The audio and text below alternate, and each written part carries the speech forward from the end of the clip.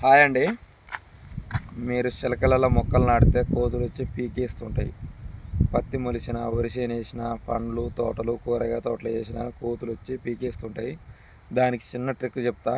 ఇంకో ఇదంతా మాదే అండి, ఇదంతా మాదే. దీంట్లో నేను చిలకేసిన, ఇంతకుముందు వరి చేను వేసిన, ఇంకో ఇక్కడ ఉంది కూడా మాదే.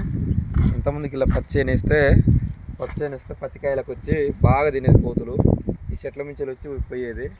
అయితే నేను బాగా ఆలోచించుకొని ఈ కోతులు ఎట్లా పోవాలని ఆలోచించుకుంటే నేను మా ఊరికి పోతే దగ్గర సిటీకి పోతే ఇది కనిపించింది.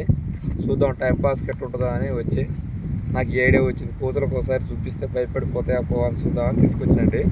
ఈ కోతులకు ఇట్లా పెట్టుకోవాలి. ఇది మీరు కూడా ప్రతి ఒక్క రైతుకు అవసరం వస్తుంది. మీరు ఏడన కనిపిస్తే ఇట్లాంటి బొమ్మ తీసుకొచ్చుకొని కోతులు చూపించండి. ఖచ్చితంగా నీ చిలకలో ఒక కోత ఉండదు. అది 100% నేను టెస్ట్ చేసిన కాబట్టి మీకు చెప్తున్నా. ఇది ఉంది కదా, ఇది ఇట్లా పెట్టుకోవాలి. పెట్టుకుంటే కథం కొండంగా వచ్చిందని కోతి ఒక్కటి లేకుండా వెళ్ళిపోతుంది. ఒక్క కోతి ఉండదు ఇట్లా పెట్టుకొని భయపెడితే.